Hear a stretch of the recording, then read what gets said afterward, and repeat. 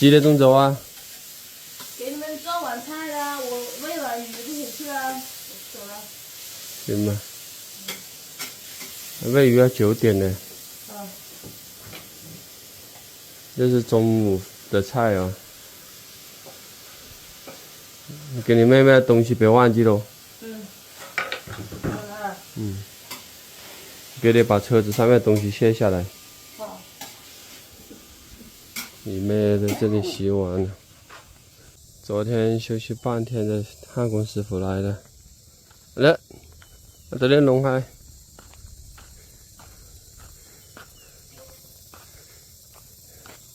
这一捆呢好重啊！这一捆是给我哥哥的，这2捆我自己留着用。出几天太阳，应该土匪山路很好走的。这个说不定的，那个上面的话也是经常有下雨，要看了才知道。你到了那个地方呢，就真正的没下雨就没下雨了。我在想着，到时候你们要拉一车货上来，比那车鱼苗更重，看能不能拉回来哦。这个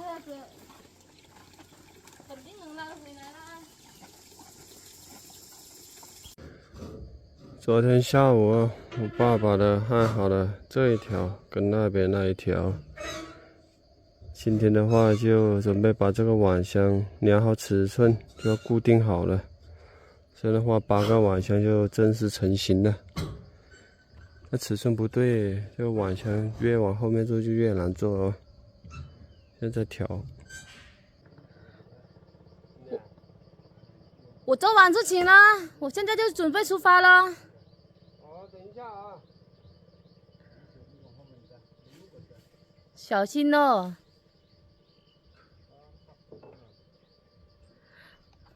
啊，乐子听到声音，不知道在干嘛，在里面。可能老胡叫他去砍的那个杂树吧。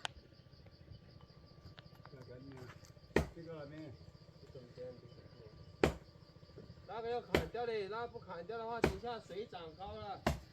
这一根呐？哦，对的。只要涨水，它就会影响我们的网箱。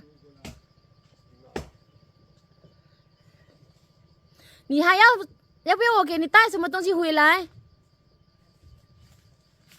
不要啦，只要你平平安把货拿回来就可以了。小心哦！你上次摔了一跤，都还没好，要注意。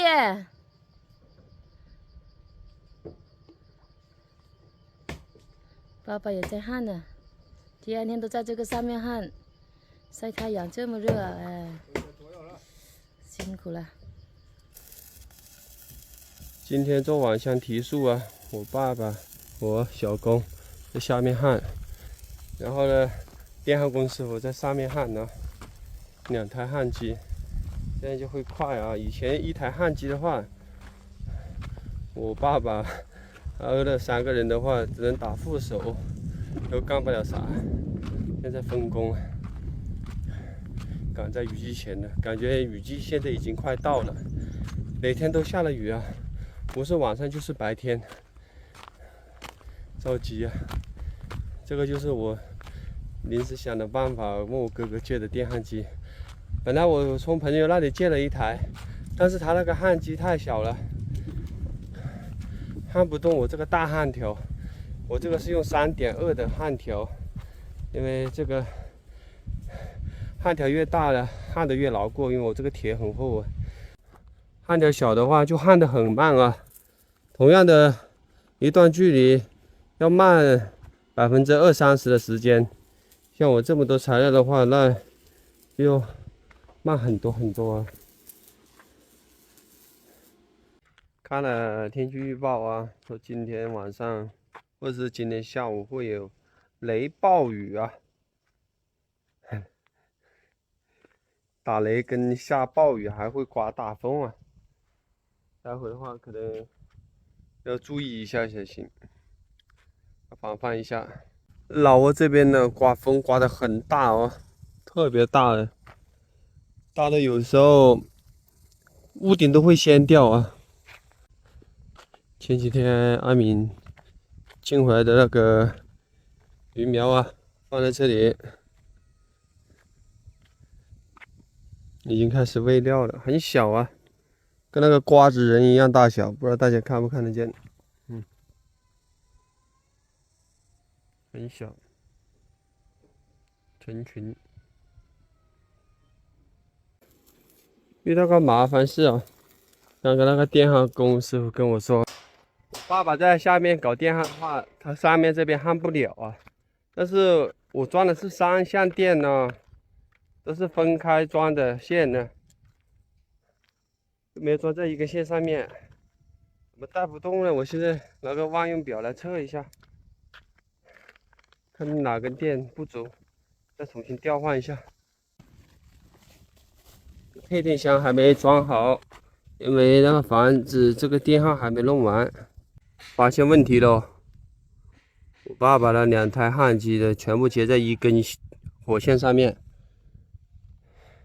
要重新来调换一下才行。他年纪大了，他的线的看不明白。这上面是径线 L3的火线，黑线是零线。你看这个下面输出端。这个也是 L3的火线，这个是零线，所以说全部2台焊机都是接在一根火线上面。按道理这根线要移到这个端，或者 L1、L2 都行啊，这样的话就没冲突。刚刚我也量了一下，电是足的，220到230，叫爸爸拿个电笔过来。他年纪大了，这个电线他看不清楚明白了。这回可以的。调换了一根火线。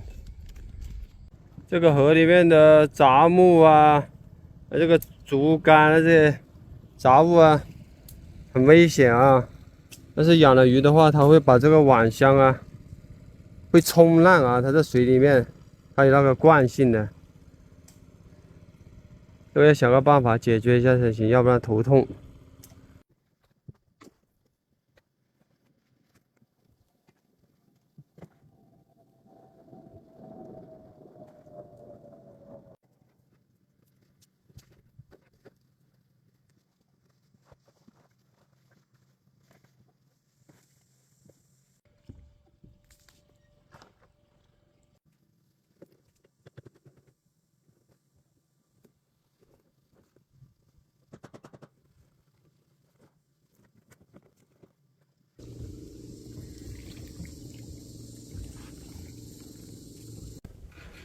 果然下午刮大风啊，网箱都刮跑了。阿乐现在拉过来了，开始下雨了。没走的。我叫爸爸不用干了，他说这一点雨怕什么？你看，下得很大呀。哦，这风刮得好大，这网箱呢离岸边5、6米远了。还好这里有根钢丝缆绳拉住了，双保险，要不然的话，在河中间要划船才能靠近来了。下班喽，焊工师傅都已经收工了，5点半了。他今天呢开船呢，他待会儿可能还要去打鱼，跟前面那个渔民一样。